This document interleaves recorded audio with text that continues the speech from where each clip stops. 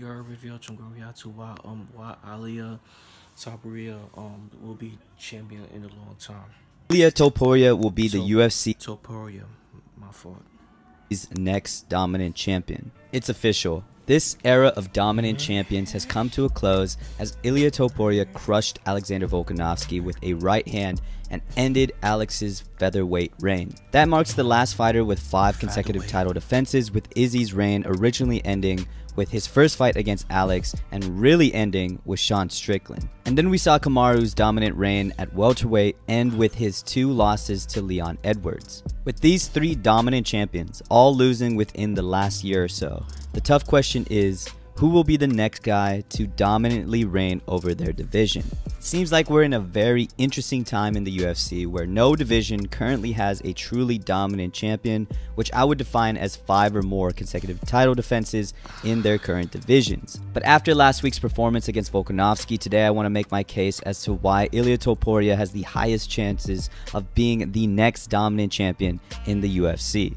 Additionally, I also wanted a reason why I think the other champions have a lower likelihood of getting 5 consecutive title defenses, at least relative to Ilia Topuria. So let's get into the most obvious and biggest factor as to why I think Ilia is going to be dominant, and that is age. Age is by far the biggest reason why I think Damn, he's 27. His birthday just passed.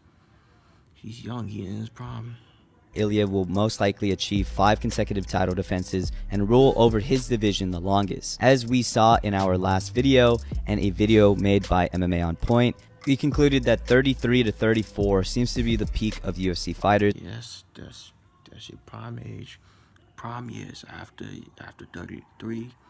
Once you become 34, I guess you at your prime. And win rate really starts to decrease after 33.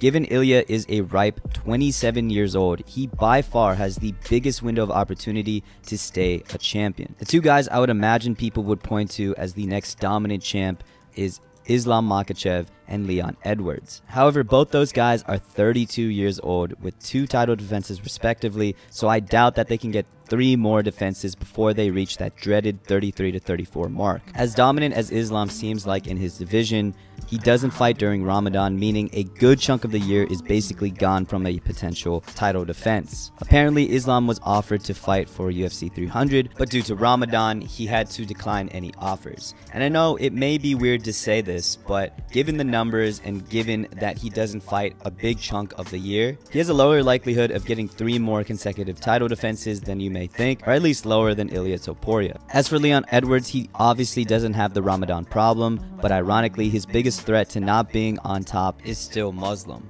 And no, not this one, this one. Shavkat Rakhmonov, in my opinion, is such a huge threat to Leon's reign. He's younger at 29 years old, undefeated on an unprecedented 18-win streak and finish streak, with the last 6 of those being in the UFC. You might have me at the stake like this, but I truly think once Shavkat gets that opportunity, he will win over Leon. I just think his deadly finishing ability both on the feet and on the ground is such a terrible matchup for Leon, and pending no upset loss by Bilal, who should be next, Shavkat probably gets his shot right after, or at least way before Leon gets 3 more title defenses, meaning Leon Edwards obviously will not get to that 5 defense mark. And speaking of threats, I also think Ilia Topuria has a better chance at taking care of his threats in his division than most other champions.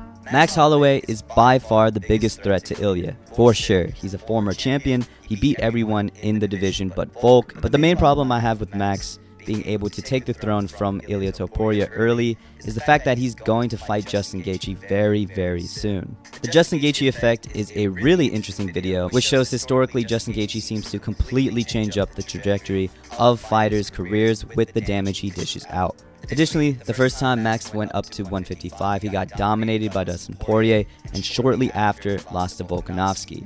And depending on how his fight goes with Justin Gaethje, the same thing could happen to Max again.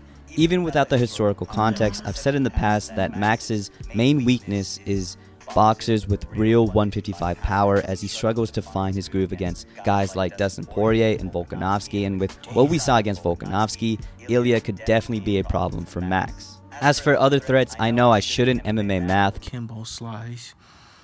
Rest in peace, Kimbo Slice. I think if Ilia Topuria can take care of Max Holloway, then he should be able to take care of Yair too, given his power and grappling prowess. Movsar Evloev is another top guy and a potential threat to Ilia Topuria, and is pretty well-rounded and skilled and only 30 years old. But is it just me, or does it seem like Movsar is just one step below Ilia Topuria? Like, I get he is still undefeated, he has solid wins over Diego Lopez and Arnold Allen, but whenever I watch him fight, he doesn't seem like he's completely dominating these contenders like he should be. Additionally, he still is yet to have a finish in the UFC, so I really question whether or not he can dish out the same type of damage or deal with the same type of damage that Ilia can put out. So I think if Ilia can deal with these three top contenders, he can practically deal with everybody else. Another pretty good contender you guys brought up for being the next dominant champion is Tom Aspinall. And I know he's technically only the interim champion, but I think given John Jones' age and probably soon retirement, we'll look at the potential of Tom being on top instead of John. Of course, he's another great pick for a potential dominant champion as he's only 30 years old. He's super skilled and super fast for the heavyweight division, specifically has extremely fast hands and obviously great power as shown in the Sergey Pavlovich fight, and he also has really good grappling as well. The only problem I see with Tom Aspinall potentially being the next dominant champion is that it's the heavyweight division. Besides Stipe Miocic, it's damn near impossible to be dominant in this division given that one punch can absolutely change everything. So because anything could happen in this division, basically everybody in this division is a true threat to Tom Aspinall, which significantly lowers his chances of being a dominant champ, especially compared to Ilia Topuria. As for the chances for other champions to stay dominant in their division, starting out with Sean O'Malley, after what I saw with Merab, yeah, I have a very tough time seeing Sean get to 5 title defenses. Obviously, Sean O'Malley always has the nuclear option against Merab or any other threat in the division, but it's definitely much easier for a guy like Merab to bring Sean to his Damn. The guy he's carrying looks mad smaller, I ain't gonna lie. world and dominate than it is vice versa. Going down one, Alexandre Pantoja is definitely a dark horse in this race and possesses the skills to possibly stay on top, but I don't think he's going to be staying on top for very long. Within his next couple of title defenses, I do see Pantoja losing to someone in the top 5, because as good as Pantoja is, I don't think the gap between him and most other contenders is that vast that he could be considered dominant. Couple this with the fact that he's already 33 years old, I just don't see him getting any more. 33 years old, about to be 34 in April, once his birthday comes out. 2 title defenses, if that. As for the bigger weight classes, the middleweight and light heavyweight belts both seem impossible to defend once, let alone 5 times. Middleweight is so stacked and so deep right now, and the belt has changed 4 times over the past year-ish, and we are yet to see a title defense since Izzy had the belt under his reign. As for the current champion, Dricus du Plessis just had a close fight with Sean, so I could easily see Sean Strickland coming back to the top if given the chance. Robert Whittaker and Paulo Costa just had a surprisingly great back and forth that showed Robert is still nice, but especially that Paulo Costa is still a legitimate contender.